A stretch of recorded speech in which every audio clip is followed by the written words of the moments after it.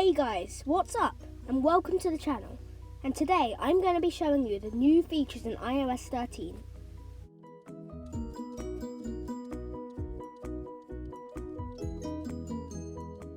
Let's get started. First of all, the new dark mode. So in macOS Mojave and now macOS Catalina, dark mode is a favourable feature. So you have, if you go to setting, display and brightness, then appearance. Under appearance you'll see light and dark. Then you then select dark and you'll see that it gives it much smoother and darker feel. And you can also select it to go automatically, which means that you can have it dark until sunrise, and then from sunrise on it will be light until sunset, where it will turn back to dark. Or you can select a custom schedule and you can select the dark appearance for whenever you like. So now that it's 8 o'clock, it will be dark, as if I select it. So it will basically turn on whatever type you like. You also have the option, depending on your wallpapers, to choose a still life one, and you'll see this new icon, which is basically a little circle, which basically shows that it supports both light and dark mode. And you can see on the left hand side the light mode and the right hand side the dark mode. So these four wallpapers that you can see here, the orangey, pinky one, the bluey and the green and the black one, these all support dark mode as well. So if you were to say select this one, you'll see that it actually supports both light and dark mode. So I'm going to go ahead and set that as my wallpaper.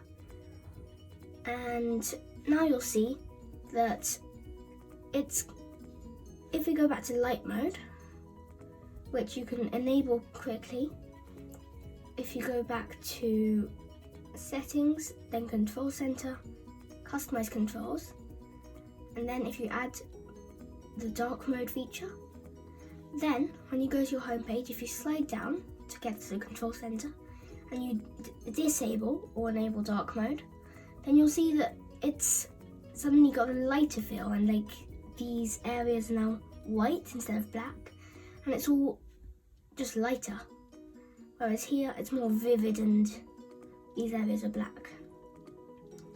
Also, if you don't happen to choose one of these wallpapers and you'd like to stick with, say, a live wallpaper or just any photo that you'd like, then when you go to display and bright, then when you go to wallpaper, you actually see this new toggle which says dark appearance dims wallpaper. So when dark appearance is on, iPhone will dim your wallpaper depending on your ambient light.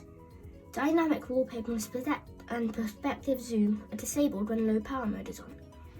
So what this does is, as this wallpaper doesn't officially support dark mode, it will make the wallpaper just dim slightly when it's on dark mode. So if I disable dark mode, you'll see that it's suddenly more vivid and less dark in a way. Whereas this kind of dims these colours and makes them, you know. And also other apps support dark mode, e.g. Microsoft Word, you'll see now has a more darker approach, and as opposed to its lighter, like bluey and white classic mode. So some third-party apps such as that have also been given dark mode support. You also have much smoother icons and animations. So if you look at like this animation or the share button, you'll actually see that it's more rounded as opposed to the squares that we were used to in iOS 12. And you also have keyboard swiping, so you can type using this keyboard. So like in the Google keyboard, you can just type using this.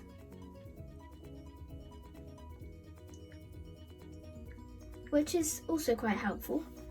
If, say, you're taking a screenshot of, I don't know, some random thing, it's a coronavirus. So if you're taking a screenshot, for example, you can just so you'll see that when you click on the screenshot as it's gone to the left hand corner, you actually see that you have the new option of not only screen but full page. So that basically lets you save it as a PDF, and you can sort of have the entire page as a screenshot instead of just a screen. Like if you wanted, like instead of having to take 2 screenshots if something just doesn't fit on the page.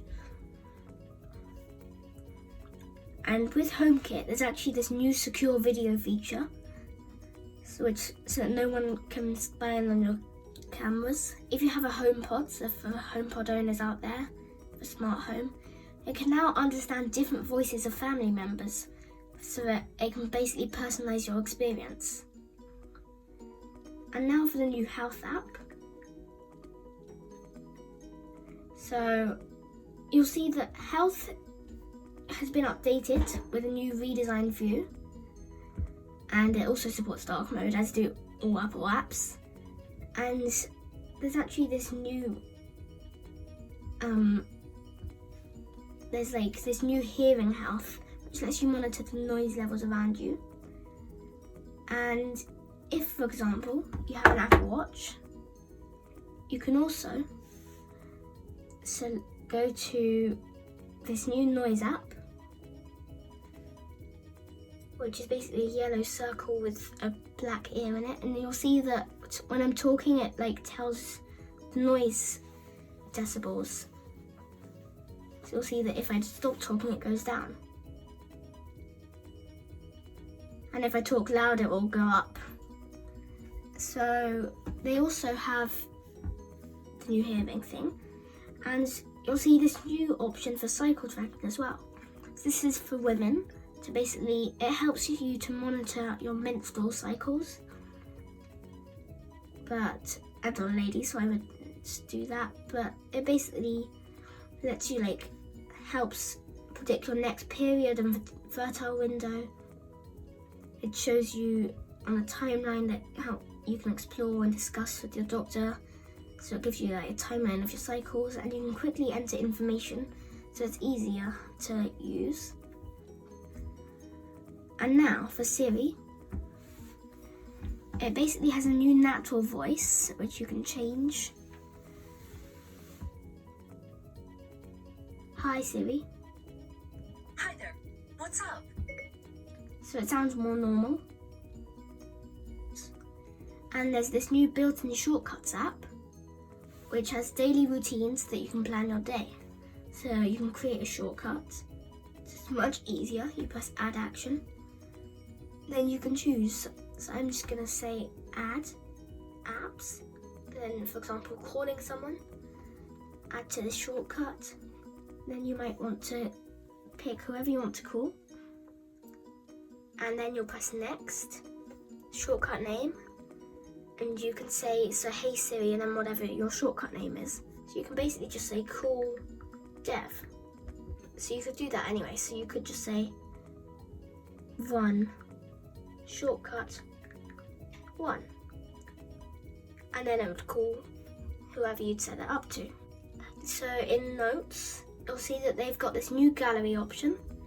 So if you press on this new 4 little squares, you'll see that it shows you a thumbnail of all your different notes. So as opposed to in this list format. If you, for example, make a list and you want to say, for example, hi. So. You also have the new list, send items to the bottom of the list. So if you make a list and, for example, say hi. So whatever text you want to put there. When you select an item, you'll see this new notification saying enable automatic sorting. So basically, would you like ticked items to automatically move to the bottom of your list?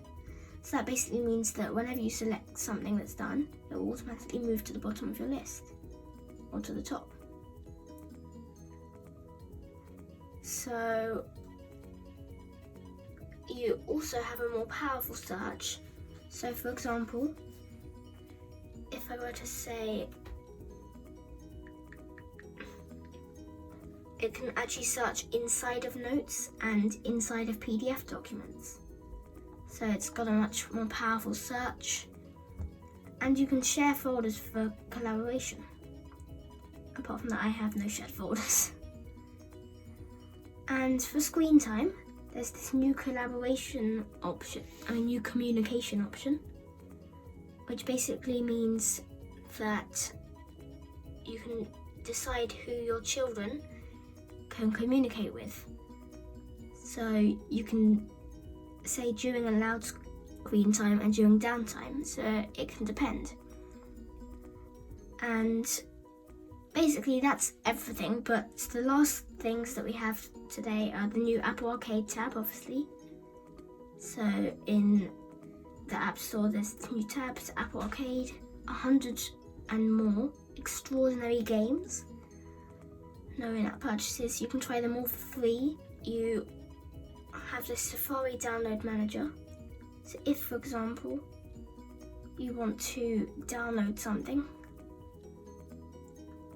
then basically it will appear up in the top right of your screen, and it's like a little blue bubble with an arrow going downwards, and it will bounce up, and then when you press it will show all your downloads and you can clear them. So the Safari download manager. Control Center allows you to now select Wi-Fi networks straight from it and Bluetooth. So you no longer have to actually go to settings and do it all physically, but you could still.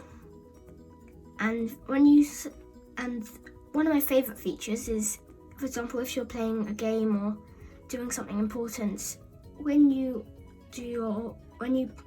use the volume, it actually just appears on the side of the screen instead of appearing as the big square in the middle of your screen. It used to be super annoying to everyone.